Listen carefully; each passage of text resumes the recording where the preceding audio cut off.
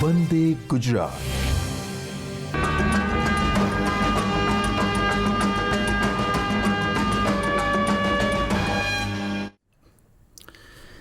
નમસ્કાર વિદ્યાર્થી મિત્રો.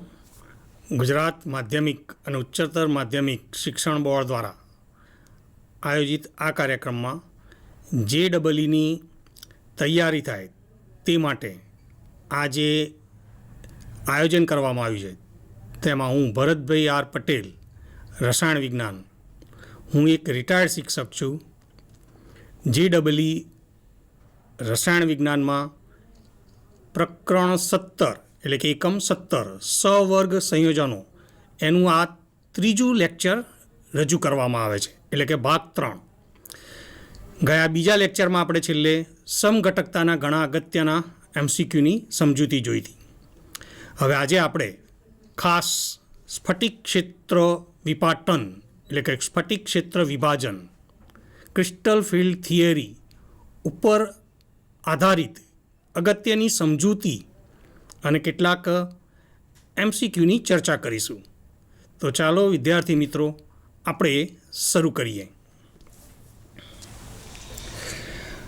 હવે સ્ફટિક ક્ષેત્ર વિભાજન આ જે થિયરી છે, બરાબર, તો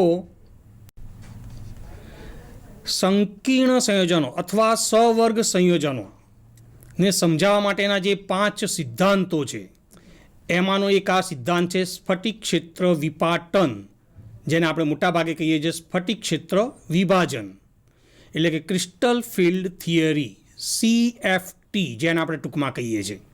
તો આપણે પહેલાં ટૂંકમાં સમજીએ કે સ્ફટિક ક્ષેત્ર વિભાજન એટલે શું. તો અષ્ટફલકીય હોય કે ચતુષ્ફલકીય હોય, મોટાભાગે આપણે એ ભૌમિતિક રચના માટે આ સમજાવીએ છીએ. તો એની સમજૂતી આ રીતે આપવામાં આવે છે કે અહીંયા જ્યારે મુક્ત ધાતુ પરમાણુ કે આયન એ આવે તો એની 5D કક્ષકો એ સમશક્તિ હોય છે, જે આપણે અહીંયા આગળ આ દર્શાવેલી છે. આ 5D કક્ષકો એની સમશક્તિ છે, એટલે એમની ઉર્જા સમાન હોય છે, જે આપણે અહીંયા આગળ દર્શાવી.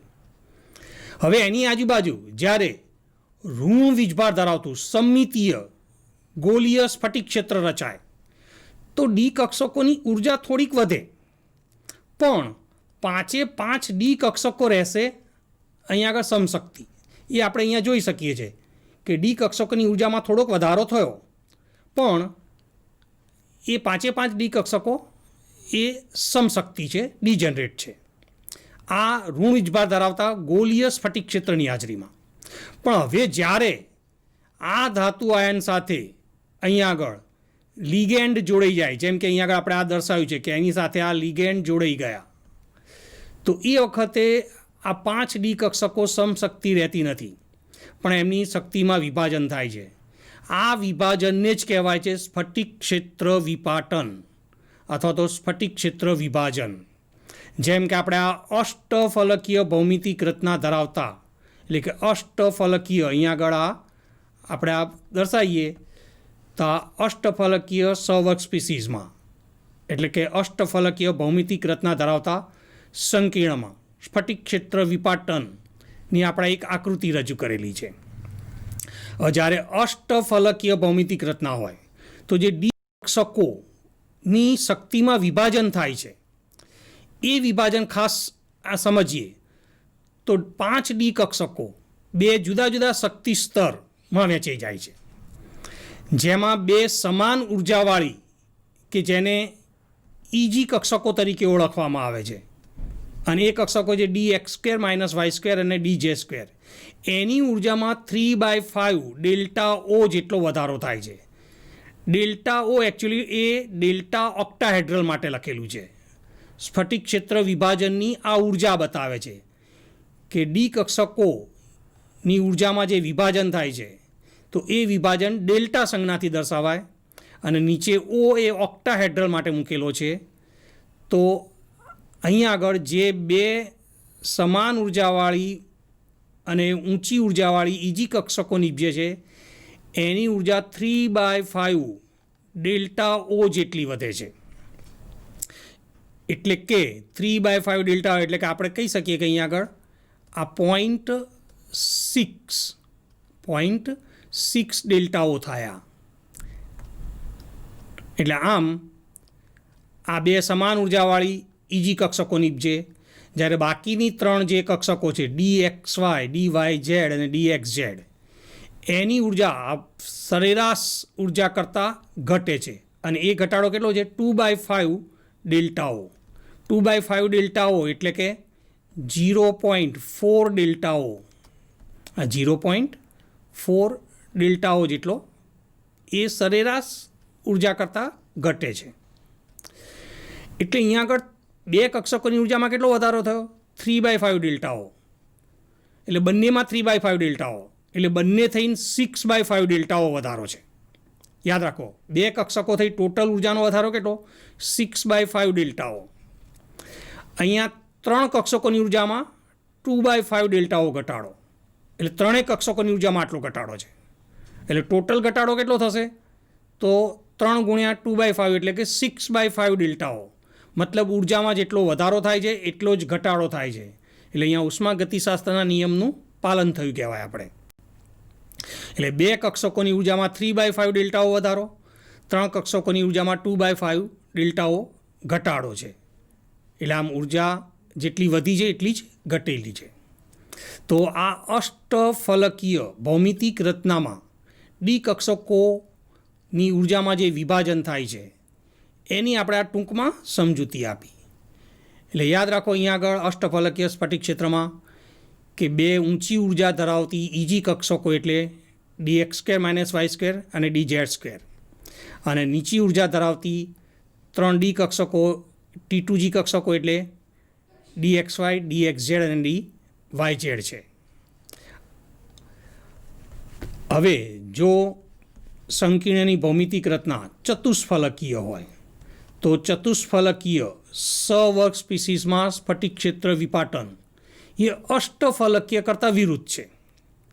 વિરુદ્ધ છે એટલે ડી કક્ષકોમાં જે ઉર્જાનું વિભાજન થાય છે તો આમાં ઊંચી ઉર્જાવાળી ત્રણ કક્ષકો જે સમાન ઉર્જાની કઈ DXY, DYZ અને DXZ છે, અને એને T2 ગ્રુપ કહેવાય છે.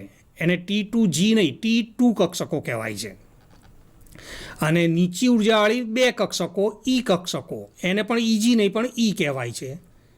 તો આ બે કક્ષકો કઈ છે? DX² - Y² અને DZ². એટલે આમ અહીંયા જે ડી કક્ષકોની ઉર્જામાં વિભાજન થાય છે એ અષ્ટફલકીય ક્ષેત્ર કરતાં વિરુદ્ધ છે. આવું કેમ છે? કેમ આ ત્રણ કક્ષકોની ઉર્જા અહીંયા વધી, કેમ આ બેની ઉર્જા અહીંયા ઘટે છે, અને અષ્ટફલકીય ભૌમિતિક રચનામાં કેમ આવું વિરુદ્ધ હોય છે એ આપણે થોડુંક વિગતે સમજીશું. પણ પહેલાં આપણે જેમ અષ્ટફલકીય ક્ષેત્રમાં ડી કક્ષકોની ઉર્જાનું વિભાજન ડેલ્ટા O કહેવાય, એટલે કે ડેલ્ટા ઓક્ટાહેડ્રલ, એમ ચતુષ્ફલકીય ભૌમિતિક રચના ધરાવતા સંકીર્ણમાં ડી કક્ષકોની ઉર્જામાં થતું આ વિપાટન એટલે કે વિભાજન એ ડેલ્ટા T કહેવાય છે, મતલબ ડેલ્ટા ટેટ્રાહેડ્રલ. તો અહીંયા આગળ આ કક્ષકોમાં ઇલેક્ટ્રોનની ગોઠવણી થાય ત્યારે ઉર્જામાં કેટલો વધારો ઘટાડો થાય એની ગણતરી માટે અહીંયા એક ટૂંકી સમજૂતી આપેલી છે. દાખલા તરીકે અષ્ટફલકીય ક્ષેત્ર હોય, અષ્ટફલકીય ક્ષેત્રમાં એટલે કે ડેલ્ટા O, તો CFSE એટલે ક્રિસ્ટલ ફિલ્ડ સ્ટેબિલાઇઝેશન એનર્જી, સ્ફટિક ક્ષેત્ર સ્થિરતા ઉર્જા, એની ગણતરી કેવી રીતે થાય? તો ડી કક્ષકો ટોટલ 5 હોય એટલે આપણે એમાં ટોટલ 10 ઇલેક્ટ્રોન ભરી શકીએ છીએ. એની એટલે કે નંબર ઓફ ઇલેક્ટ્રોન છે. પછી એ T2Gમાં ભરાય છે કે EGમાં ભરાય છે એની વિગત આપેલી છે. DQ એટલે કે એ ઉર્જા માટેની સંજ્ઞા છે. ડેકા ક્વાર્ટર એટલે કે ડેલ્ટા ઓનો 10મો ભાગ છે. ડેલ્ટા ઓનો 10મો ભાગ. હા, તો હવે અહીંયા આગળ આપણે લખવું હોય DQની જગ્યાએ તો ડેલ્ટા O/10 લખી શકીએ છીએ. તો હવે પહેલાં અષ્ટફલકીય સ્ફટિક ક્ષેત્રમાં 3 નીચી ઉર્જાવાળી કક્ષકો કઈ છે? T2G છે. અને દરેકની ઉર્જામાં ઘટાડો કેટલો છે? તો 2/5 એટલે કે 0.4 ડેલ્ટાઓ અથવા 4 DQ કહેવાય, અથવા 4 DQ એટલે આ DQ કોમન કાઢેલા છે. એટલે અહીંયા આગળ 4 અને T2Gમાં કેટલા ઇલેક્ટ્રોન છે એ ઇલેક્ટ્રોનની સંખ્યા અહીંયા મૂકી દો અને આ ઉર્જાનો ઘટાડો છે એટલે અહીંયા સંજ્ઞા માઇનસ મૂકેલી છે. અને ઊંચી ઉર્જાવાળી 2 EG કક્ષકો છે એ દરેક કક્ષકની ઉર્જાનો વધારો કેટલો છે 0.6 DQ એટલે કે 3/5 ડેલ્ટાઓ છે. એટલે એના અહીંયા આગળ આપણે 6 મૂકેલા છે અને ઉર્જામાં વધારો છે એટલે આ પ્લસ છે અને EGમાં જેટલા ઇલેક્ટ્રોન હોય એની સંખ્યા અહીંયા મૂકવાની અને આ ટોટલ જે સરવાળો કરો તો અષ્ટફલકીય ભૌમિતિક રચના ધરાવતા સંકીર્ણની આપણને સ્ટેબિલાઇઝેશન ઉર્જા મળશે. હવે જ્યારે આ જ ગણતરી ચતુષ્ફલકીય ભૌમિતિક રચના ધરાવતા સંકીર્ણ માટે આપણે આપી હોય તો આમાં આ જે ડી કક્ષકોની ઉર્જા છે એનું વિભાજન એ ઉલટું થઈ જાય છે. એટલે T2 જે 3 કક્ષકો છે એની ઉર્જા વધારે હોય છે એટલે એના માટે પ્લસ સંજ્ઞા આવી જશે અને 2 જે ઈ કક્ષકો છે એની ઉર્જા ઓછી હોય છે ઘટે છે એટલે ત્યાં માઇનસ સંજ્ઞા આવી જશે. એટલે આમ અહીંયા નીચી ઉર્જા ધરાવતી કહીએ તો 2 EG કક્ષકો છે. ઈ કક્ષકો કહેવાય, એમાં જી સંજ્ઞા મૂકવામાં આવતી નથી. એટલે ઈમાં ઇલેક્ટ્રોનની સંખ્યા ગુણ્યા -6 ગુણ્યા ડેલ્ટા ક્યુ એટલે કે ડેલ્ટા T/10 થશે. અહીંયા ડેલ્ટા T/10 થશે એવું કહેવાશે. એ જ રીતે અહીંયા આગળ ઊંચી ઉર્જાવાળી 3 T2 કક્ષામાં જેટલા ઇલેક્ટ્રોન હોય એની સંખ્યા ગુણ્યા 4 આ સરવાળો કરો એટલે આપણને ચતુષ્ફલકીય ભૌમિતિક રચના ધરાવતા સંકીર્ણમાં ક્રિસ્ટલ ફિલ્ડ સ્ટેબિલાઇઝેશન એનર્જી એટલે સ્ફટિક ક્ષેત્ર સ્થાયીકરણ ઉર્જા મળશે. અહીંયા એ યાદ રાખો કે આ એક પ્રાયોગિક અવલોકન છે કે ચતુષ્ફલકીય ભૌમિતિક રચનામાં જે ડી કક્ષકોની ઉર્જાનું વિભાજન ડેલ્ટા ટી છે અને જે અષ્ટફલકીય સ્ફટિક ક્ષેત્રમાં ડી કક્ષકોની ઉર્જાનું વિભાજન જે ડેલ્ટાઓ છે એ બે વચ્ચેનો સામાન્ય સંબંધ કયો છે તો delta T is equal to 4/9 ડેલ્ટાઓ. એટલે અહીંયા જોઈ શકીએ છીએ કે ડેલ્ટાઓને 1 કરતાં નાની સંખ્યા વડે ગુણેલું છે એટલે કે ડેલ્ટા ટીનું મૂલ્ય ડેલ્ટાઓ કરતાં નાનું છે અને મોટા ભાગે એ ઇલેક્ટ્રોનની યુગ્મીકરણ ઉર્જા કરતાં પણ ઓછું હોય છે. જ્યારે આ કક્ષકોમાં ઇલેક્ટ્રોનનું યુગ્મીકરણ થાય તો અપાકર્ષણને કારણે જે ઉર્જા વધે છે એને યુગ્મીકરણ ઉર્જા કહેવાય છે. તો મોટા ભાગે એના કરતાં પણ ડેલ્ટા ટીનું મૂલ્ય નાનું હોય છે. એટલે અહીંયા આગળ આ જે સ્ફટિક ક્ષેત્ર સ્થાયીકરણ ઉર્જા કહીએ તો એ સ્ફટિક ક્ષેત્ર સ્થાયીકરણ ઉર્જામાં ઇલેક્ટ્રોનના યુગ્મીકરણ દીઠ +P વધારો લખવામાં આવે છે. જે યુગ્મીકરણ ઉર્જા હોય જો બે ઇલેક્ટ્રોન થઈ 1 ઇલેક્ટ્રોન યુગ્મ બને તો +P, 4 ઇલેક્ટ્રોન થઈ 2 ઇલેક્ટ્રોન યુગ્મ બને તો 2P એ રીતે લખવામાં આવે છે. તો આ ટૂંકમાં સ્ફટિક ક્ષેત્ર સ્થાયીકરણ ઉર્જા કેવી રીતે ગણાય એ આપણે અષ્ટફલકીય ભૌમિતિક રચનાવાળા અને ચતુષ્ફલકીય ભૌમિતિક રચનાવાળા બંને પ્રકારના સંકીર્ણમાં આ ગણતરીની આ ટૂંકમાં સમજૂતી આપી.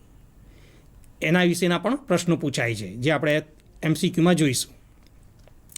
હવે સ્ફટિક ક્ષેત્ર વિપાટન થાય તો ડી કક્ષકોની ઉર્જાનું જે વિભાજન જેને આપણે ડેલ્ટા સંજ્ઞા કહીએ છીએ એનો આધાર કઈ કઈ વાતો ઉપર હોય છે તો એની એક ટૂંકમાં સમજૂતી. સૌથી પહેલાં તો સવર્ગ સ્પીસીસ એટલે કે સંકીર્ણ સંયોજનની ભૂમિતિ ઉપર.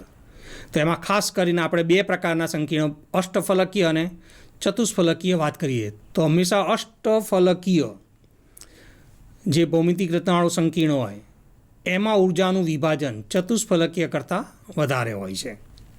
એ આપણે આગળ પણ જોયું. બીજું ધાતુ આયનની ઓક્સિડેશન અવસ્થા ઉપર. જેમ ધાતુ આયન પરનો વીજભાર વધુ તેમ સ્ફટિક ક્ષેત્ર વિપાટન વધુ. જેમ ધાતુ આયન પરનો વીજભાર વધુ તેમ આ વિભાજન વધુ હોય છે. પછી ધાતુ આયનનું કદ તો એના ઉપરથી એક ખાસ અવલોકન છે કે સંક્રાંતિ ધાતુઓમાં બીજી અને ત્રીજી સંક્રાંતિ શ્રેણીની ધાતુઓ માટે સામાન્ય રીતે અષ્ટફલકીય સ્ફટિક ક્ષેત્રમાં ડી કક્ષકોની ઉર્જાનું વિભાજન વધારે હોય છે. આ યાદ રાખજો. એટલે ધાતુ આયનનું કદ અને ધાતુ આયનની ઓક્સિડેશન અવસ્થા ને આધારે અહીંયા આગળ કેટલાક ધાતુ આયનથી ઉત્પન્ન થતા સ્ફટિક ક્ષેત્રની પ્રબળતાને આધારે જો એમને ક્રમમાં ગોઠવવામાં આવે તો એ ક્રમ આ યાદ રાખજો. જો શરૂઆતમાં જોશો તો સામાન્ય રીતે વીજભાર ઓછો હશે, પછી ધીમે ધીમે આગળ જઈશું તો વીજભાર વધતો જાય છે. પહેલાં +2 વાળા જાય, અપવાદ એક Fe+ છે અહીંયા આગળ, પછી +3 વાળા આયનો આવે છે, પછી +4 વાળા, એમાં એક અપવાદ વચ્ચે MO3+, કેમ કે એમાં કદ પણ અસર કરતું હોય છે. એટલે આમ સામાન્ય રીતે વીજભાર જેમ વધતો જાય છે એકંદરે એમ ઉત્પન્ન થતા ક્ષેત્રની પ્રબળતા વધતી જાય છે. એ આપણે અહીંયા આગળ જોઈ શકીએ છીએ. તો આ વાતને ધ્યાનમાં રાખી ઘણા MCQ પૂછી શકાય. દાખલા તરીકે આપણે કહીએ કે એક જ પ્રકારના અને સરખી સંખ્યામાં લિગેન્ડ ધરાવતા પણ ધાતુ આયન અલગ અલગ હોય. આમાંથી એક જ પ્રકારના લિગેન્ડ હોય અને સરખી સંખ્યામાં હોય, ખાલી ધાતુ આયન અલગ અલગ હોય, તો સંકીર્ણની સ્થિરતાનો ક્રમ કયો હશે? તો જેમ ક્ષેત્રની પ્રબળતા વધશે એમ સંકીર્ણ સ્થિરતા વધે. દાખલા તરીકે આપણે અહીંયા કહીએ કે Ni2+ ધાતુ આયન લીધેલો હોય, પછી Fe2+ લીધેલો હોય, Cr3+ લીધેલો હોય, CO3+ લીધેલો હોય. આ 4 જુદા જુદા ધાતુ આયન લીધા હોય અહીંયા આગળ, બરાબર? એટલે એક Ni2+ હોય, બીજો Fe2+ હોય, ત્રીજો Cr3+ હોય અને ચોથો CO3+. આ બધા સાથે આપણે જો Cl- ના 6 લિગેન્ડ જોડી સંકીર્ણ બનાવીએ તો આ 4 સંકીર્ણની સ્થિરતાનો ક્રમ કયો આવશે? તો એને ચડતા ક્રમમાં ગોઠવો તો પહેલો Ni2+ સાથેનો, પછી Fe2+ સાથેનો આવે, પછી Cr3+ સાથેનો આવશે, પછી CO3+ સાથેનો આવશે. એટલે આમ આ જે ક્રમ આપ્યો છે એના ઉપરથી સંકીર્ણની સ્થિરતાનો ક્રમ પૂછે, બરાબર? એમાં એવું પૂછે કયા સંકીર્ણની સ્થિરતા સૌથી વધુ છે? તો અહીંયા આગળ સૌથી વધુ સ્થાયી સંકીર્ણ કોની સાથેનું આવશે? CO3+ સાથેનું આવે. આપણા જે 4 નક્કી કર્યા એમાં કયા સંકીર્ણની સ્થિરતા સૌથી ઓછી છે? તો આપણે આવશે Ni2+. એટલે આમ આવા ધાતુ આયન દ્વારા જે ક્ષેત્રની પ્રબળતા ઉદ્ભવે છે એના ઉપરથી આવા જુદા જુદા પ્રકારના MCQ પૂછી શકે છે. પછી અહીંયા આગળ યાદ રાખો કે લિગેન્ડ દ્વારા ઉત્પન્ન થતા ક્ષેત્રની પ્રબળતાને આધારે એ એક અગત્યનો પોઈન્ટ છે અને એ સૌથી વધારે પૂછાતો પોઈન્ટ છે. એટલે અહીંયા આગળ જે લિગેન્ડ વધુ પ્રબળ ક્ષેત્ર ઉત્પન્ન કરે એ પ્રબળ લિગેન્ડ કહેવાય અને એ ડી કક્ષકોની ઉર્જામાં વધારે વિભાજન કરશે, એટલે ડેલ્ટાનું મૂલ્ય વધારે હશે. પણ જે ડી કક્ષકો નિર્બળ ક્ષેત્ર ઉત્પન્ન કરે તેને નિર્બળ લિગેન્ડ કહેવાય અને એવા લિગેન્ડની હાજરીમાં ડી કક્ષકોની ઉર્જાનું વિભાજન ઓછું હોય છે, એટલે એ નિર્બળ ક્ષેત્ર ઉત્પન્ન કરતા લિગેન્ડ કહેવાય. તો લિગેન્ડ દ્વારા ઉત્પન્ન થતા ક્ષેત્રની પ્રબળતાને આધારે જો લિગેન્ડને ચડતા ક્રમમાં ગોઠવવામાં આવે તો આ લિગેન્ડની આખી એક શ્રેણી મળે છે જેને વર્ણપટ્ટી રાસાયણિક શ્રેણી કહેવામાં આવે છે. આને વર્ણપટ્ટી રાસાયણિક શ્રેણી, ટૂંકમાં વધુ પ્રચલિત આપણે આ નામ ઓળખીએ છીએ સ્પેક્ટ્રોકેમિકલ શ્રેણી. તો આ શ્રેણીને ક્રમમાં બરાબર યાદ રાખજો.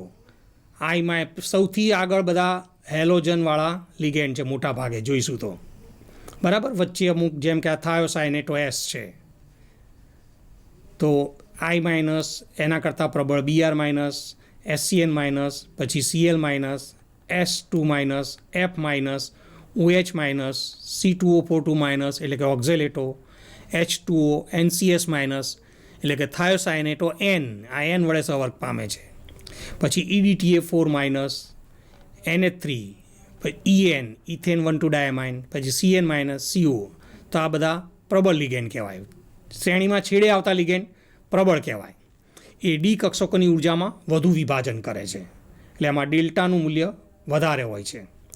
સામાન્ય રીતે એવું જાણવા મળ્યું છે કે ડેલ્ટા O એટલે અષ્ટફલકીય ક્ષેત્રમાં ડી કક્ષકોની ઉર્જાનું વિભાજન એ 100 થી 400 કિલોજૂલ પ્રતિ મોલની વચ્ચે હોય છે.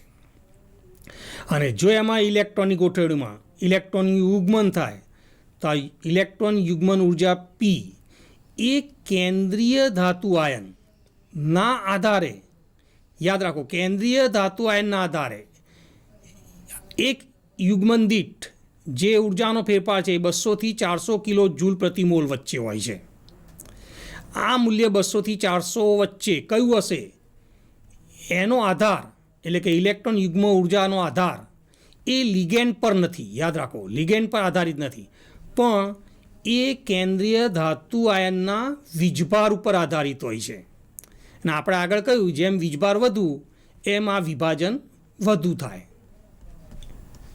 એટલે અહીંયા આગળ કેન્દ્રીય ધાતુ આયનના વીજભારને આધારે આ યુગ્મન ઉર્જા એ જુદી જુદી હોય છે, પણ લિગેન્ડના આધારે બદલાતી નથી. હવે આપણે એક ટૂંકમાં સમજીએ કે જે 3 સમાન ઉર્જાવાળી T2G કક્ષકો કઈ હતી, બરાબર, અને 2 સમાન ઉર્જાવાળી EG કક્ષકો કઈ હતી. તો આ સંજ્ઞાઓનો શું અર્થ છે એ ટૂંકમાં અહીંયા આગળ સમજી લો.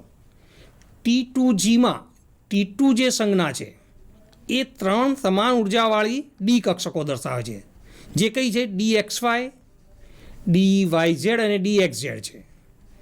જ્યારે સંજ્ઞા E શું બતાવે છે?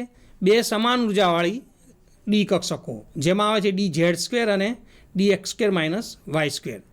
એટલે કઈ રીતે આ ગ્રુપ પડ્યા એ પણ આપણે સમજીશું. સંજ્ઞા જીનો અર્થ તો એ જર્મન શબ્દ જીરાડ ઉપરથી છે, જેનો અર્થ થાય છે સમમિતિ, તેના પરથી મૂકવામાં આવ્યો છે. આ ઉપરાંત જી એટલે એક પ્રકારની સિમેટ્રિક ક્રિયા માટે દર્શાવે છે, જેમાં એવું કહે છે કે જો આ કક્ષક ઉપર કરવામાં આવતી જે સિમેટ્રિક ક્રિયા છે, એટલે કે કક્ષકને કેન્દ્રની આસપાસ 180 ડિગ્રી ભ્રમણ કરવામાં આવે તો આ તરંગ વિધેયની સંજ્ઞા બદલાય નહીં, તો આવી કક્ષકો એની જ સ્થિતિમાં પાછી મળી કહેવાય. તો એ કક્ષકો સમમિત છે એટલે એના માટે સંજ્ઞા જી મૂકવામાં આવે છે. પણ જો અહીંયા આગળ 180 ડિગ્રી રોટેટ કરતાં અહીંયા આગળ તરંગ વિધેયનું મૂલ્ય જો બદલાઈ જતું હોય, એટલે કે એની નિશાની બદલાઈ જતી હોય, તેવી કક્ષકો એ સમમિતિ કેન્દ્ર ધરાવતી નથી. તો એના માટે સંજ્ઞા જી નથી મૂકવામાં આવતી, પણ એના માટે સંજ્ઞા યુ મૂકવામાં આવે છે. યુ એટલે અનજીરાડ માટે યુ મૂકેલો છે. એટલે જે કક્ષકો સમમિતિ કેન્દ્ર ધરાવે એ જીરાડ કહેવાય, અને જે કક્ષકો સમમિતિ કેન્દ્ર ન ધરાવે એ અનજીરાડ કહેવાય. એટલે ટૂંકમાં અહીંયા આગળ આપણે કઈ કક્ષકો સમમિત છે કઈ નથી તેની વાત કરીએ તો દાખલા તરીકે આપણી સામાન્ય જે પરમાણુય કક્ષકો છે તો એસ કક્ષકો અને ડી કક્ષકો એ સમમિત છે. એમને એના કેન્દ્રની આજુબાજુ 180 ડિગ્રી ફેરવો તો સાઈ તરંગ વિધેયના ચિહ્નો બદલાતા નથી. એટલે અહીંયા કહ્યું એસ અને ડી કક્ષકો એ જી છે. તો કઈ રીતે થશે એ જી કક્ષકો? તો દાખલા તરીકે આ 1s કક્ષક ગોળાકાર છે અને એમાં જે સાઈનું મૂલ્ય છે એ પ્લસ છે સમગ્ર વિસ્તારમાં, એટલે આને 180 ડિગ્રી ફેરવીએ તો એ પ્લસનું પ્લસ જ રહેવાનું છે. 2s કક્ષક કહીએ તેમાં એક વચ્ચે નોડ હોય છે, તો નોડથી કેન્દ્ર તરફ સાઈનું મૂલ્ય ધન, પણ નોડથી કેન્દ્રથી દૂર જાઓ તો માઇનસ હોય છે. પણ જોઈએ તો કક્ષક સમમિત છે, એટલે આમ નોડ પછી તરંગ વિધેયનું ચિહ્ન બદલાઈ જતું હોય છે. યાદ રાખો, દરેક કક્ષકમાં નોડ પછી તરંગ વિધેયનું ચિહ્ન બદલાઈ જાય, પણ આને 180 ડિગ્રી ફેરવીએ તો અહીંયા પ્લસ માઇનસ બદલાવાના નથી, એટલે આ જીરાડ કક્ષકો કહેવાય. એ રીતે ડી કક્ષકોની વાત કરીએ તો 5 ડી કક્ષકોમાં 4 ડી કક્ષકો જે છે 3DXY, 3DYZ, 3DXZ, 3DX² - Y² એ સમાન આકાર ધરાવે છે અને સમાન પ્રકારની છે, જ્યારે 3DZ² એક અલગ પ્રકારની કક્ષક છે. પણ અહીંયા આપણે જોઈ લઈએ તો આ 4 3D કક્ષકોના જે 4 લોબ છે એમાં સામસામેના લોબમાં તરંગ વિધેયનું ચિહ્ન સમાન છે. એટલે આને 180 ડિગ્રી પરિભ્રમણ આપો તો પ્લસ અને માઇનસ જે ચિહ્નો છે એ બદલાવાના નથી, એટલે કે આ સમમિત છે, સમમિતિ કેન્દ્ર ધરાવે છે. એટલે અહીંયા પણ જોઈશું તો ઉપર અને નીચેના લોબ જે DZ² કક્ષક છે એ પ્લસ ચિહ્નો ધરાવે છે, જ્યારે XY સમતલની જે રિંગ છે એ માઇનસ સંજ્ઞા ધરાવે છે. આને પણ 180 ડિગ્રી ફેરશો તો આ ચિહ્નો બદલાતા નથી, એટલે કે આમ ડી કક્ષકો જીરાડ કહેવાય છે, સમમિતિ કેન્દ્ર ધરાવે છે. પણ પી અને ડી કક્ષકો, દાખલા તરીકે પી કક્ષકોની વાત કરીએ તો 3 પી કક્ષકો, જેમ કે આ 2px 2py અને 2pz ના 2 લોબ હોય, પણ બંને લોબ અલગ અલગ નિશાની ધરાવે છે તરંગ વિધેય માટે. તો અહીંયા સહેલાઈથી સમજી શકીએ કે આને આપણે 180 ડિગ્રી પરિભ્રમણ આપો તો પ્લસ છે એની જગ્યાએ માઇનસ આવી જશે, અને માઇનસ છે એની જગ્યાએ પ્લસ આવશે, એટલે કે નિશાની બદલાઈ જશે. તો આવી કક્ષકો સમમિતિ કેન્દ્ર ધરાવતી નથી, એટલે પી કક્ષકો એ અનજીરાડ કહેવાય, એટલે એની માટે યુ સંજ્ઞા મુકાશે. આ રીતે એફ કક્ષકો પણ અનજીરાડ હોય છે. એટલે આમ આ જીરાડ અને અનજીરાડ શું છે એ સમજાયું. એટલે અહીંયા આગળ આપણે એની આ રજૂઆત કરી, બરાબર. તો 5D કક્ષકો જે છે અષ્ટફલકીય ક્ષેત્રમાં, તે વિભાટનમાં ઉદ્ભવતી કક્ષકો સમમિતિ કેન્દ્ર ધરાવે છે. આથી એમાં જે T2 કક્ષકો છે એને T2G કહે છે, અને E કક્ષકો છે એને EG કક્ષકો કહેવાય છે. પણ ચતુષ્ફલકીય ક્ષેત્રમાં જે કક્ષકો ઉદ્ભવે છે એ સમમિતિ કેન્દ્ર ધરાવતી નથી, એટલે એમની સંજ્ઞામાં 3 સમાન ઉર્જાવાળી કક્ષકોમાં ફક્ત T2 સંજ્ઞા મૂકવામાં આવે છે, G કાઢી નાખવામાં આવે છે, અને 2 સમાન ઉર્જાવાળી કક્ષકોમાં E સંજ્ઞા મુકાય છે, G કાઢી નાખવામાં આવે છે. S કક્ષકો સમમિત છે, તેના માટેની સંજ્ઞા છે A1G, બરાબર, જ્યાં G એ જીરાડ હોય એના માટે છે એવું કહેવાય છે. એ રીતે 3P કક્ષકો એને T1U સંજ્ઞા આપવામાં આવે છે. P કક્ષકો અનજીરાડ છે, સમમિતિ કેન્દ્ર નથી, એટલે એમાં અનજીરાડ માટે U સંજ્ઞા મૂકવામાં આવે છે. તો આ ટૂંકમાં T2G અને EG એ સંજ્ઞાઓ શા માટે રજૂ કરી છે એની એક સમજૂતી. હવે ખાસ આપણે અહીંયા આગળ જોઈશું ચતુષ્ફલકીય ક્ષેત્રમાં અહીંયા અષ્ટફલકીય ક્ષેત્ર કરતાં કેમ કક્ષકોની ઉર્જાનું વિભાજન જુદું હોય છે. તો અહીંયા આપણે જોઈએ ચતુષ્ફલકીય ક્ષેત્રમાં જે આ 3 dxy dyz અને dxz કક્ષકો છે જેનો આકાર સમાન છે, આપણે કંઈ અહીંયા dyz કક્ષક માટે આ આકૃતિ દર્શાવેલી છે. હવે આ આકૃતિને સમજીએ. આ એક સમઘન છે અને એની ધારની લંબાઈ a કહેવાય છે, અને આ 3 પરસ્પર લંબ અક્ષો છે, x અક્ષ, y અક્ષ અને z અક્ષ. હવે dyz કક્ષક કહીએ કે dxy કહીએ કે dxz કક્ષક કહીએ, જેમ કે આ dyz કક્ષક છે એ અક્ષોની વચ્ચે, અને એમાં y અને z અક્ષની વચ્ચે અને xy સમતલમાં છે, બરાબર. એટલે આપણે અહીંયા આગળ બરાબર જોઈ શકીએ કે ચતુષ્ફલકીય ક્ષેત્રમાં લિગેન્ડ જે આવે છે ધાતુ આયનની નજીક એ આ સમઘનના એકાંતરાયેલા ખૂણાઓથી આવે છે, જે અહીંયા આગળ આપણે આ દર્શાવેલું છે. અને જ્યારે કક્ષકનો લોબ જોઈએ તે લોબનું આ સમઘનના ખૂણાથી અંતર, એટલે કે લિગેન્ડથી અંતર કહીએ તે આ ધારીના અંતર કરતાં અડધું છે, એટલે a/2 છે. એ રીતે આ 4 લોબનું અંતર એ લિગેન્ડથી a/2 અંતરે હોય છે આ 3 કક્ષકો માટે. તો બરાબર સમજી લો. આ જે YZ કક્ષક માટે સમજાયું, બરાબર, કે YZ કક્ષક y અક્ષ અને z અક્ષની વચ્ચે એના 4 લોબ YZ સમતલમાં, તો એ આપણે અહીંયા બતાવ્યા છે. પછી ચતુષ્ફલકીય સંકીર્ણમાં લિગેન્ડ એ આ સમઘનના જે ખૂણા બતાવ્યા છે, આ લિગેન્ડ એ ખૂણાએથી ધાતુ આયનની નજીક આવે છે. એટલે આ ભૂમિતિ આપણને બતાવે છે કે લિગેન્ડનું આ જે 3 કક્ષકોના લોબથી અંતર હોય છે એ આ સમઘનની ધારી કરતાં અડધું, એટલે કે a/2 હોય છે. હવે એની સાપેક્ષ બાકીની જે 2 ડી કક્ષકો છે dz² અને dx² - y², એની વાત કરીએ તો ફરીથી અહીંયા આગળ જુઓ, આ dz² કક્ષક તો એ z અક્ષ ઉપર છે, એ z અક્ષ ઉપર છે અહીંયા આગળ. એટલે આ જે સમઘનનો ફલકનો વિકર્ણ કહીએ તે આપણે √2a કહીએ છીએ, અને એમાં આ કક્ષકનો લોબ એ એનું ખૂણાથી અંતર, કે આ ખૂણે લિગેન્ડ જે એની નજીક આવે છે, તો આ અંતર એટલે આ વિકર્ણની અડધી લંબાઈ, એટલે √2a/2 થશે.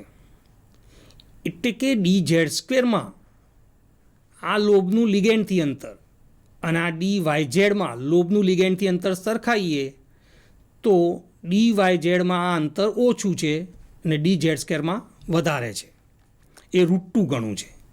એટલે અહીંયા સમતલીય સમચોરસ રચનામાં ઝેડ અક્ષ પરથી લિગેન્ડ દૂર થતા હોય છે, પણ સમચતુષ્ફલકીય રચનામાં આપણે આજે વિચારીએ છીએ તો એમાં ચતુષ્ફલકીય રચનામાં આ 3 કક્ષકો કરતાં ઇજી કક્ષકો, આ 3 T2G કક્ષકો જે અહીંયા બતાવી છે એના કરતાં ઇજી કક્ષકો એટલે આ જેમ કે dz² અને dx² - y² પણ અક્ષો ઉપર હોય છે.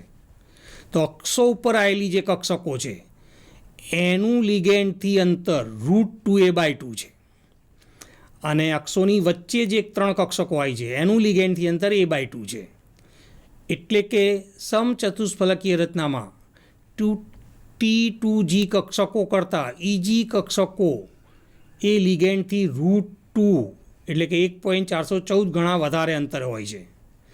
માટે ઇજી કક્ષકો કરતાં T2G કક્ષકો લિગેન્ડનું વધારે અપાકર્ષણ અનુભવશે.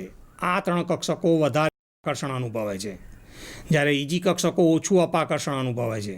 અને જેમ વધારે અપાકર્ષણ અનુભવે એમ ઉર્જામાં વધારો થાય.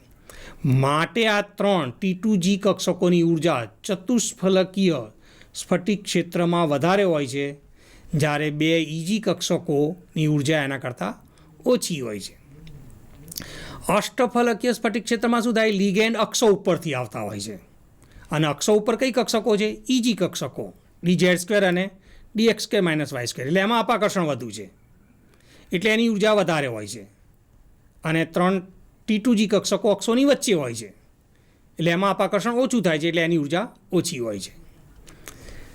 તો આ આપણે અષ્ટફલકીય અને ચતુષ્ફલકીય માટે. હવે ખાસ સમતલીય સમચોરસ રચના વિચારીએ. હવે સમતલીય સમચોરસ રચના હોય તેમાં 4 લિગેન્ડ એ સમતલીય સમચોરસ રચનામાં ધાતુ આયનની આજુબાજુ ગોઠવાય છે. અષ્ટફલકીયની સાપેક્ષ એને સરખાઈએ તો ફક્ત ઝેડ અક્ષ પરનો લિગેન્ડ 2 લિગેન્ડ ઉપરથી અને નીચેથી દૂર થઈ જાય છે. એટલે સમતલીય સમચોરસ રચનામાં ઝેડ અક્ષ પરથી લિગેન્ડ દૂર થાય છે. બરાબર. આથી ઝેડ અક્ષ ઉપર આવેલી કક્ષક કઈ? dz². તો dz² ઉપર અપાકર્ષણ લગાડનારા લિગેન્ડ રહેતા નથી એટલે એની ઉર્જામાં મોટો ઘટાડો થાય છે. એટલે સમતલીય સમચોરસ રચના હોય તો ધાતુ આયનની dz² કક્ષક એની ઉર્જામાં ઘટાડો થાય છે. એટલે આપણે અહીંયા આકૃતિમાં જોઈએ તો આ જે 2 ઇજી કક્ષકોમાં જે dz² કક્ષક છે એની ઉર્જામાં મોટો ઘટાડો થયેલો બતાવે છે. એટલે એની ઉર્જા એકદમ ઘટી જાય છે. હવે બાકીની જે અક્ષોની વચ્ચે આવેલી 3 કક્ષકોમાં 2 કક્ષકો કહીએ કે જે અહીંયા આગળ xz અને yz સમતલમાં હોય છે. xz અને yz સમતલમાં એટલે dxz અને dyz. તો એના ઉપર પણ જે ઝેડ અક્ષ ઉપરથી અપાકર્ષણ લગાડ લિગેન્ડ દૂર થવાથી એમની ઉર્જા પણ ઘટે છે, કેમ કે આ xz અને yz સમતલમાં આવેલી છે. એટલે એમાં પણ આ ઝેડ અક્ષ ઉપરથી લિગેન્ડ દૂર થવાથી એમાં પણ થતું અપાકર્ષણ ઘટી જવાથી આ T2Gમાંથી એની 3 કક્ષકોમાંથી આ 2 કક્ષકો dxz અને yzની ઉર્જા પણ આ ઘટેલી છે. પણ એ ઘટાડો dz² જેટલો નથી હોતો, કેમ કે આ તો ડાયરેક્ટ dz² અક્ષ ઉપર છે જ્યારે પેલી અક્ષોની વચ્ચે છે એટલે એમાં ઘટાડો એટલો ઓછો હોય છે, પણ ટૂંકમાં એની ઉર્જા ઘટે છે.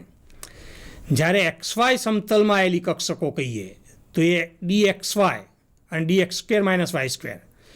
તો અહીંયા લિગેન્ડ અક્ષો ઉપરથી નજીક આવે છે અને અક્ષો ઉપર કઈ કક્ષક છે? તો dx² - y². તો એની ઉર્જા સૌથી વધારે હોય છે, એમાં સૌથી વધારે અપાકર્ષણ એટલે એની ઉર્જા સૌથી વધારે હોય છે. અને dxy કક્ષક જે xy સમતલમાં છે, x અક્ષ અને y અક્ષની વચ્ચે, અને લિગેન્ડ પણ x અક્ષ અને y અક્ષની દિશામાંથી જ આવે છે એટલે એમાં અપાકર્ષણ થાય છે એટલે એની ઉર્જામાં થોડોક વધારો એટલે DXYની ઉર્જા વધેલી છે અહીંયા આગળ. એટલે આમ સમતલીય સમચોરસ રચનામાં આ જે 5 ડી કક્ષકો છે એની ઉર્જાનો ક્રમ જોઈએ તો સૌથી ઓછી ઉર્જા ધરાવતી 2 કક્ષકો DXZ અને DYZ આવે છે. આ સૌથી ઓછી ઉર્જા ધરાવતી. તો આ ક્રમ ગોખવાની જરૂર નથી, એ આપણે આ રીતે વિચારી શકીએ છીએ. પછી એના કરતાં વધુ ઉર્જા કોની આવે છે? DZ²ની. પછી એનાથી વધુ કોની આવે છે? તો DXYની. અને સૌથી વધારે ઉર્જા કોની આવે છે? DX² - Y²ની. DX² - Y²ની ઉર્જા એટલે આ 4 કક્ષકોની ઉર્જા જો આપણે અષ્ટફલકીય સ્ફટિક ક્ષેત્રમાં જે ડી કક્ષકોની ઉર્જાનું વિભાજન ડેલ્ટાઓ છે એની સાપેક્ષ કહીએ તો આ મૂલ્ય યાદ રાખજો. DX² - Y² તેની ઉર્જાનો જે વધારો છે એ 1.23 ડેલ્ટાઓ છે. પછી DXY જે છે એ 0.23 ડેલ્ટાઓ છે. આ બંનેની ઉર્જા વધેલી છે. પછી જે 3 કક્ષકોની ઉર્જામાં ઘટાડો છે એમાં DZ² તો -0.43 ડેલ્ટાઓ આવે છે. અને સૌથી ઓછી ઉર્જાવાળી 2 સમાન ડી કક્ષકો સમાન ઉર્જાવાળી જે કહીએ DXZ અને DYZ તો -0.51 ડેલ્ટાઓ છે. તો આ ક્રમ કઈ રીતે અહીંયા રચાયો એ આપણે આ ભૂમિતિને આધારે સમજાયું. ટૂંકમાં કહી દઈએ તો Z અક્ષ ઉપરથી લિગેન્ડ દૂર થાય છે માટે DZ² ઉર્જામાં સૌથી વધારે ઘટાડો. બીજું XZ અને YZ સમતલમાં આવેલી જે કક્ષકો છે DXZ અને DYZ એની ઉર્જામાં પણ ઘટાડો થાય છે, પણ એ DZ² કરતાં ઓછો, પણ આ નીચે છે લેવલ એટલે એની નીચે જ આવશે. પછી XY સપાટીમાં આવેલી કક્ષકો કઈ 2? તો DXY અને DX² - Y² એમની ઉર્જામાં વધારો થયેલો છે. પણ DX² - Y² એ અક્ષો ઉપર છે અને અક્ષો ઉપરથી જ લિગેન્ડ આવે છે એટલે એની ઉર્જા સૌથી વધારે વધે છે. આમ એવું કહેવાય. પણ અહીંયા એક ખાસ યાદ રાખજો, DX² - Y² અને DXYની ઉર્જાનો જે તફાવત છે એ ડેલ્ટાઓ જેટલો જ હોય છે. આ એક ખાસ, એટલે આના ઉપરથી જે પૂછાતા MCQની ચર્ચા કરીએ આપણે તો આવા પૂછી શકાય. અને આવી સમતલીય સમચોરસ રચના ધરાવતા જે સંકીર્ણો કહીએ તેમાં ખાસ D8 ઇલેક્ટ્રોન રચના ધરાવતા ધાતુ આયનમાં સમતલીય સમચોરસ ભૌમિતિક રચના ધરાવતા સંકીર્ણ બનાવતા ધાતુ આયનોમાં તો આ Ni2+, Pd2+, Pt2+, RH+, Ir+, Ag3+, Au3+ છે. આ બધા જ પ્રતિચુંબકીય છે. તો પ્રતિચુંબકીય છે એનું કારણ શું કે આ બધામાં 8 ઇલેક્ટ્રોન છે અને 8 ઇલેક્ટ્રોન હોય તો એ નીચી ઉર્જાવાળી કક્ષકોમાં ભરાય તો આપણે આ જોઈ શકીએ છીએ કે આ DXZ DYZ એમાં 4 ઇલેક્ટ્રોન થશે, DZ² એમાં 2 અને DXY એમાં પણ 2, જ્યારે DX² - Y² ખાલી રહેશે. એટલે આમાં બધા જ ઇલેક્ટ્રોન યુગ્મિત છે. એટલે D8 ઇલેક્ટ્રોન રચનાવાળા સમતલીય સમચોરસ ભૌમિતિક રચના ધરાવતા બધા જ સંકીર્ણો એ પ્રતિચુંબકીય હોય છે. પછી આમાં બીજા આવા MCQ પૂછે કે સમતલીય સમચોરસ રચના ધરાવતા સંકીર્ણમાં ધાતુ આયની ડી કક્ષકોમાં કઈ કક્ષકની ઉર્જા સૌથી વધારે? તો આપણે જોયું DX² - Y². કઈ કક્ષકની ઉર્જા સૌથી ઓછી? તો આવી 2 કક્ષકો કઈ? DXZ અને DYZ એવું કહી શકાય. બરાબર. પછી સમતલીય સમચોરસ રચના ધરાવતા સંકીર્ણમાં કેન્દ્રીય ધાતુ આયનની ડી કક્ષકોની ઉર્જાનો ક્રમ કયો છે? તો આપણે આ ક્રમ અહીંયા રજૂ કર્યો. તો એ ક્રમ આ યાદ રાખજો હવે. અને જો ભૂલી જવાય તો આપણે આ ભૂમિતિ ઉપરથી આને સમજાયું કે આ 2 કક્ષકોની ઉર્જા સૌથી ઓછી, બરાબર, XZ અને YZ સમતલની, અને Z અક્ષ ઉપર આવેલી કક્ષકની ઉર્જા ઓછી પણ આનાથી વધારે થાય છે, જે આપણે અહીંયા આગળ આ ક્રમમાં સમજાયું. પછી XY સપાટીમાં આવેલી આ 2 કક્ષકોની ઉર્જા વધુ, DXY અને DX² - Y².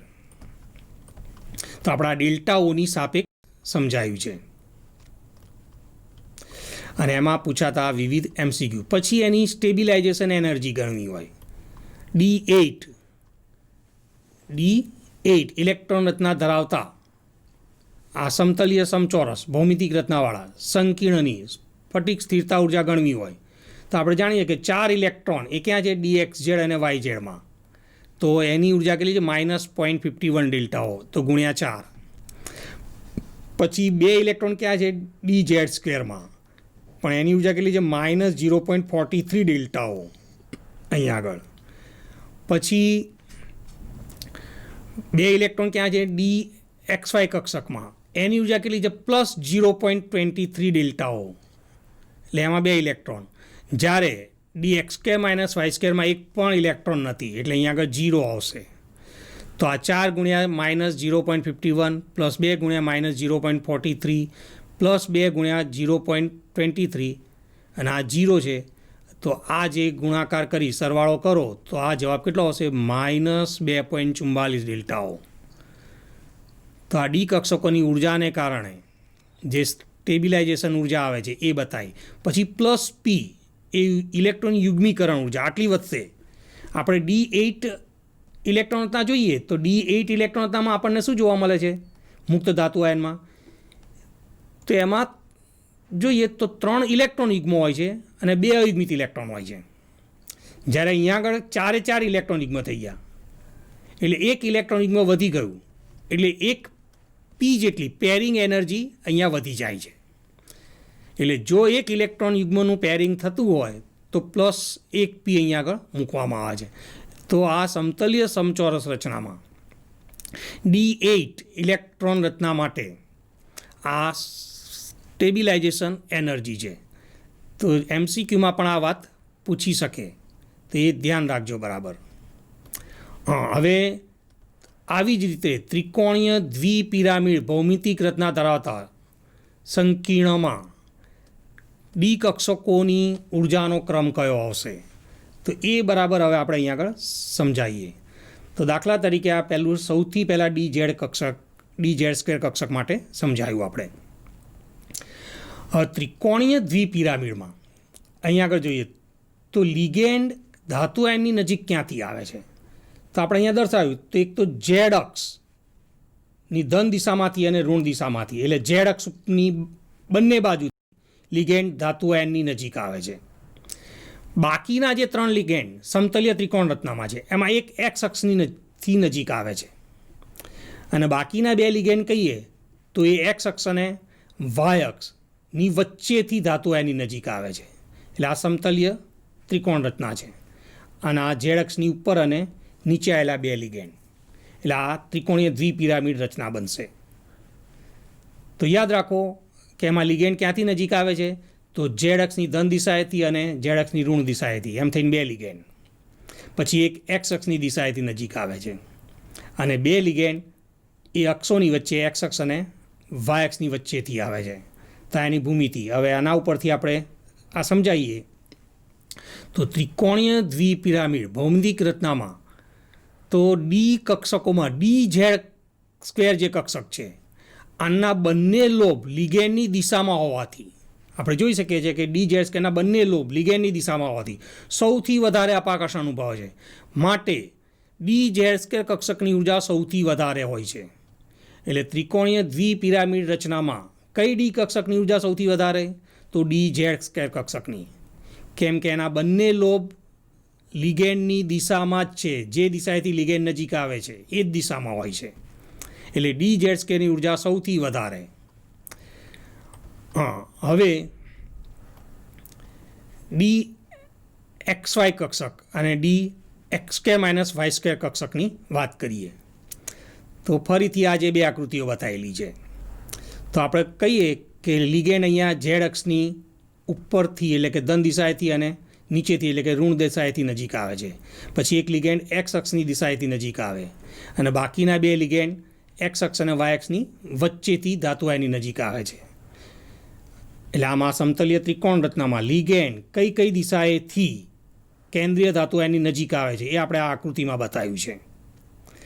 હવે અહીંયા આગળ વાત કરીએ કે DXY કક્ષકના 4 જે લોબ છે એ બતાવેલા છે. XY કક્ષકના 4 લોબ જે XY સમતલમાં છે, X અક્ષ અને Y અક્ષની વચ્ચે, બરાબર. તો એમાં જોઈએ તો એના જે 2 લોબ છે એ લિગેન્ડની દિશામાં આ જે બે લોબ છે અહીંયા આગળ જોઈ લો, આ એક્સ અક્ષ અને વાય અક્ષની વચ્ચે આવતો આ લોબ એ લિગેન્ડની દિશામાં છે. આ પણ જે લોબ છે એ પણ લિગેન્ડની દિશામાં છે. એટલે બે લોબ એ લિગેન્ડની દિશામાં છે. જ્યારે બાકીના બે લોબ એ લિગેન્ડથી કેટલા અંતરે છે? તો આ જે એક્સ અક્ષની નજીકથી લિગેન્ડ આવે છે ત્યાંથી આ લોબનું અંતર આપણે આ સમઘનની ભૂમિતિને આધારે કહીએ તો આ ધારીનું અડધું અંતર થાય છે, એટલે કે A/2 અંતરે આવે છે. અને આ બાજુ પણ આ જોઈએ તો A/2 અંતરે છે. એટલે બે લોબ લિગેન્ડની દિશામાંથી અને બે લોબ એ લિગેન્ડની દિશાથી A/2 અંતરે, એક જ લિગેન્ડની દિશાએથી આ એક જ લિગેન્ડથી આ આટલા અંતરે છે, પણ બીજા લિગેન્ડથી એનું અંતર જોઈશું તો એ જેટલું થાય છે, વધારે થાય છે. એટલે બે લિગેન્ડથી એ જેટલા અંતરે છે અને એક લિગેન્ડથી A/2 જેટલા અંતરે છે એવું કહેવાય. બરાબર. હવે dx² - y² કક્ષકની વાત કરીએ તો એ આ આકૃતિમાં આપણે અહીંયા આગળ સમજાયેલું છે. તો dx² - y² કક્ષક ક્યાં ગોઠવાયેલી છે? અક્ષો ઉપર. એટલે આપણે આ જોઈ શકીએ છીએ કે એનો આ એક જ લોબ જે એક્સ અક્ષની ધન દિશામાં છે એ જ લિગેન્ડની દિશામાં આવે છે. બાકીના ત્રણ લોબ જોઈએ તો એ લિગેન્ડની દિશામાં નથી, પણ એ ત્રણ લોબ લિગેન્ડથી કેટલા અંતરે છે? તો જો આ લિગેન્ડથી આ જે લિગેન્ડની દિશા છે ધાતુ આયનની નજીક આવવાની, ત્યાંથી આ સમઘનની સાપેક્ષ કહીએ તો A/2 અંતર થશે. પછી આ જે એક્સ અક્ષની ઋણ દિશામાં જે લોબ છે એનું પણ અહીંયાથી અંતર કેટલું છે? A/2 છે. આ લિગેન્ડથી પણ એ અંતર કેટલું થશે? A/2 થશે. બરાબર. એ રીતે આ જે વાય અક્ષની ધન દિશામાં જે લોબ છે તો એનું પણ આ અંતર કેટલું થાય છે? A/2. એટલે આમ અહીંયા આગળ બંને લિગેન્ડથી આ ત્રણેય લોબનું અંતર કેટલું થાય છે? A/2. જ્યારે અહીંયા આગળ એક જ લિગેન્ડથી અંતર A/2 ને બે લિગેન્ડથી અંતર એ છે, વધારે છે. પણ આના પાછા બે લોબ લિગેન્ડની દિશાએથી આવે છે, આનો એક જ લોબ લિગેન્ડની દિશામાં આવે છે.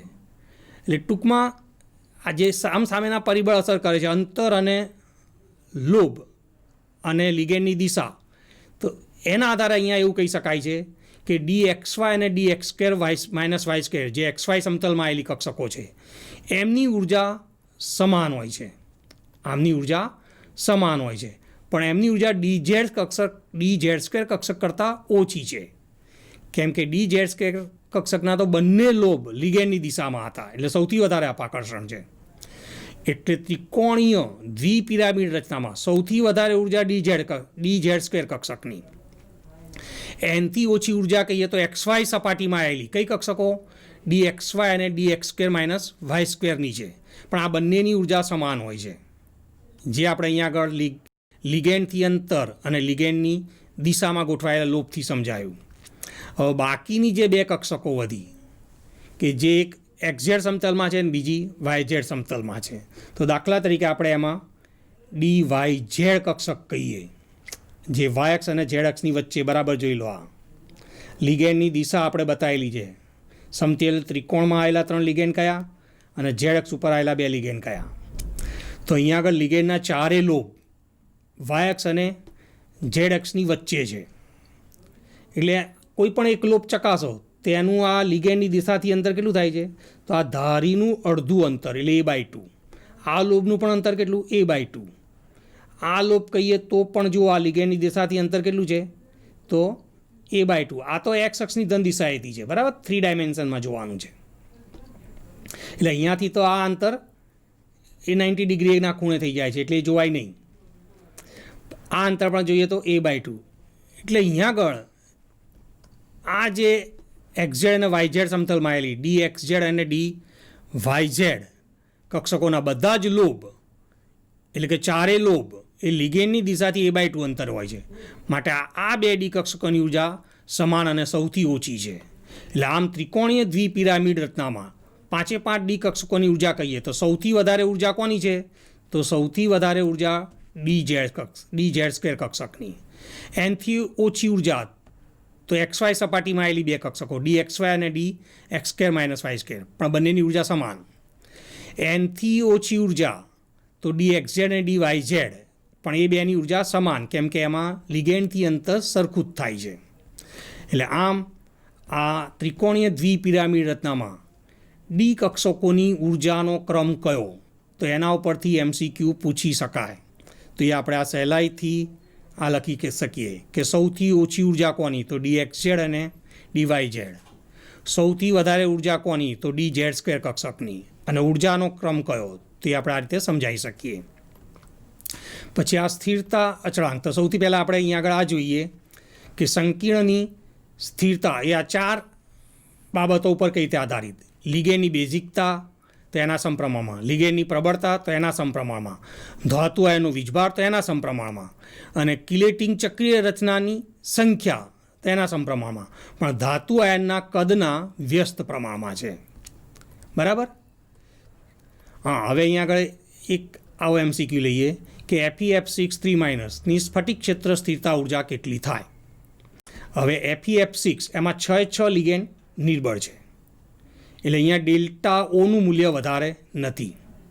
એટલે ડી કક્ષકમાં જે ઇલેક્ટ્રોનની ગોઠવણી છે, તો 3 T2Gમાં 3 ઇલેક્ટ્રોન, એટલે કે દરેકમાં 1 અને 2 EG કક્ષક તો દરેકમાં 1, તો આ રીતે ગોઠવણી થશે.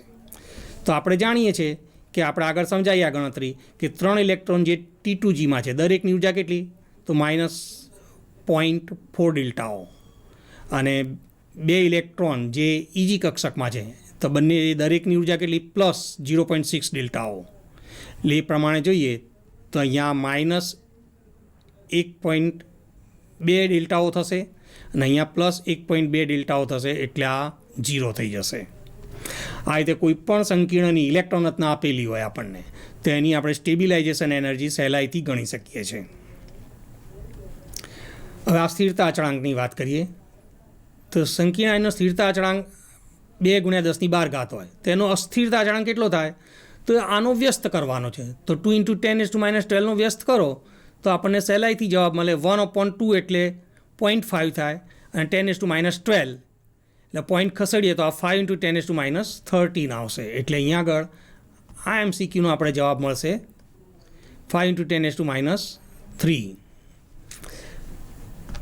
પછી આ સામાન્ય MCQ સ્પેક્ટ્રોકેમિકલ શ્રેણી પરથી સંકીર્ણ સંયોજનની સ્થિરતા માટે લિગેન્ડની પ્રબળતાનો સાચો ક્રમ કયો, તો આપણે જાણીએ છીએ કે Cl- એનથી વધારે OH-, એનથી વધારે H2O અને એનથી વધારે NH3. સ્પેક્ટ્રોકેમિકલ શ્રેણી જો યાદ રાખેલી હોય તો આપણને આનો જવાબ સહેલાઈથી મળી જાય. તો આમાં જવાબ આવશે B. નમસ્કાર વિદ્યાર્થી મિત્રો, તો આપણે આ ત્રીજું લેક્ચર સવર્ગ સંયોજનોનું અહીંયા આગળ પૂર્ણ કરીએ છીએ. તો આ લેક્ચર જ્યારે પણ જુઓ ત્યારે આ ચેપ્ટરનું સંપૂર્ણ પુનરાવર્તન કરી આ વિડીયો બરાબર જોશો તો એમાં જે પણ સમજૂતી આપી, જે પણ MCQ સમજાય એ ઘણી સારી રીતે તમે સમજી શકશો. આભાર.